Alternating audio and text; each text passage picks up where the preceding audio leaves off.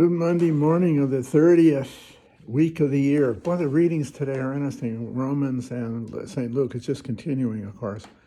But I'll read you some of it, but it's really interesting. In the Gospel in Luke, it's the woman who's crippled, okay, whatever, she's bent over.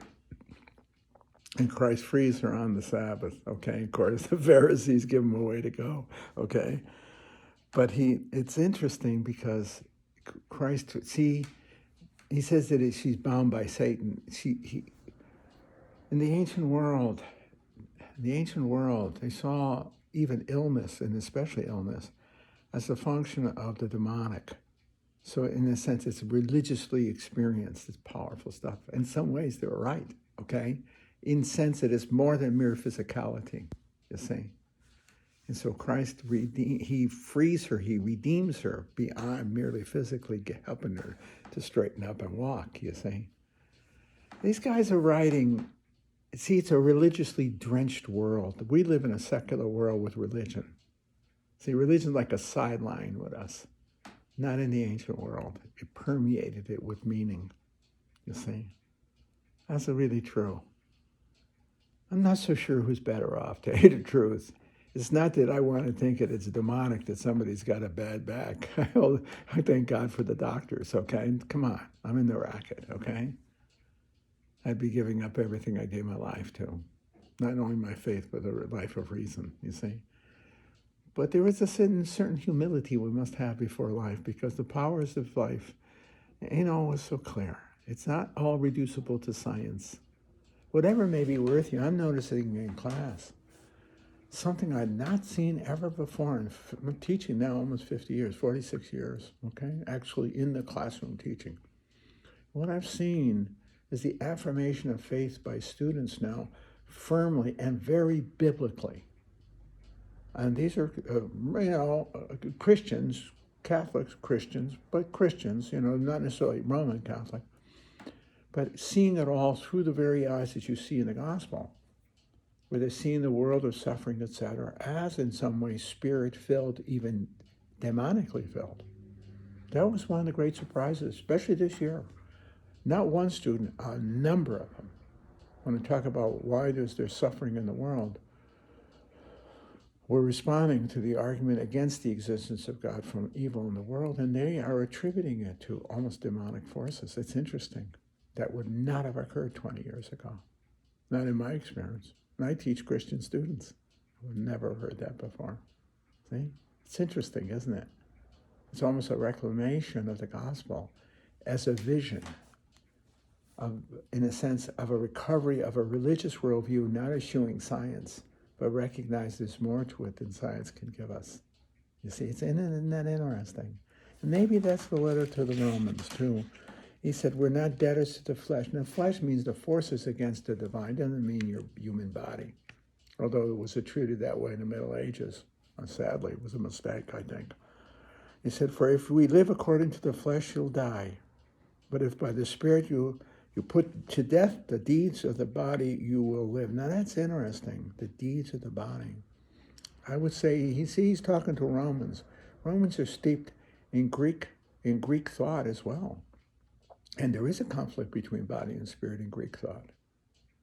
So he's addressing, when he says that to these folks out there, to the Romans, they're probably thinking in Greco terms, in terms of Greek thought, of the separation of soul from the body.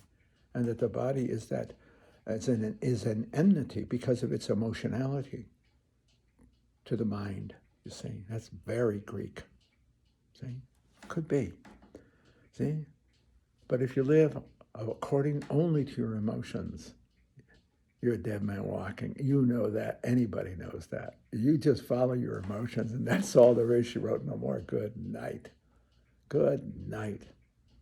You know what's going to happen. You have chaos, you see. So he contrasts it both physically following, I think, the Greeks here, okay? Remember, the Romans were taught by the Greeks. They as it were, brought in the Greeks to teach them. The Romans were great lawyers, but the Greeks were the great scientists and philosophers. And the Romans were smart enough to know that. They brought them in as their teachers. That's no kidding. See? And so then he goes on, he says, but those who are led by the Spirit of God are sons of God. For you did not, that means you are son of the transcendent God.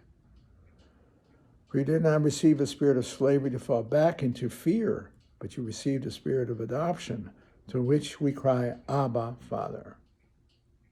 The Spirit himself bears witness with our spirit that we are children of God. And if children, then heirs, heirs of God, heirs with Christ, if only we will suffer with him, and that we may, so that we may also be glorified with him. That text, interpreted by Abbot Columba Marmion in the book Christ the Life of the Soul, had more impact on me than any text I ever read. I have to say that. When I entered the monastery, the seminary, in 1959, 63 years ago, I was steeped in the legalism and the dualism of the Catholic piety, not the faith, but the piety of the 50s. So I did enter it as a man who feared. Run to confession for blowing your nose wrong. I mean, I detest that period. To think that some people want to go back to it. You got to be psychopathic to want to go back to it. I mean it. Or a coward. You want the safety of law rather than the freedom of the children of God. My God in heaven. How can anybody be that stupid? That pathetic? I mean it. I lived it. I don't want any bullshit. I lived it. And I got freed. I got freed by the order from fear to love, trusting in the Abba, our Father. I mean that. It was in my second year, it was in 1960 or 61. I asked one of the priests in the outfit, the librarian, for a book to read, and he said, read Christ the Life of the Soul by Abbot Columba Marmion. And I read that book, and in it he centralized on this text.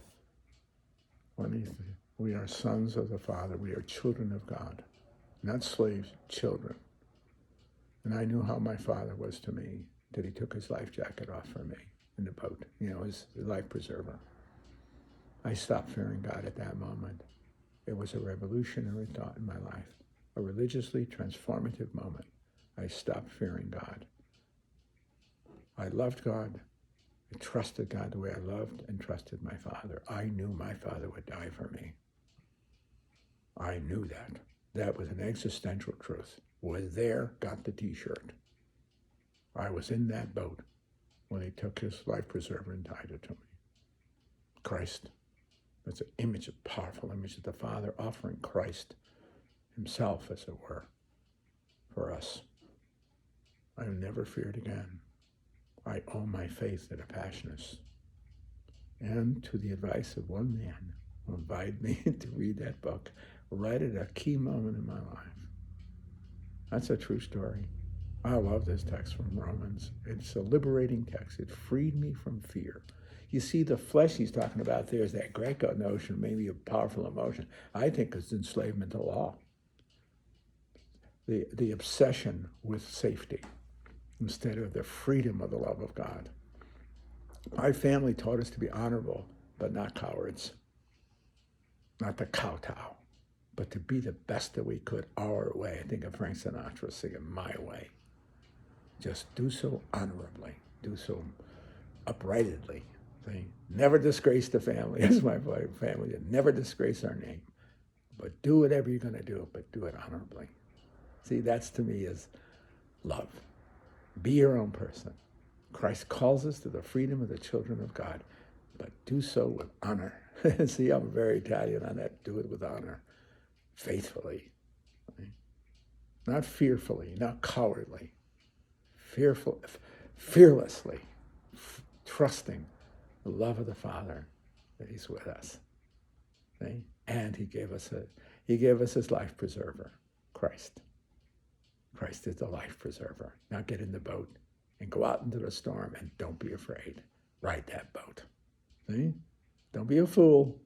Keep your eye on the clouds. Know when it's time to row in. See? But also, don't be afraid to go out. The great adventure. Live it.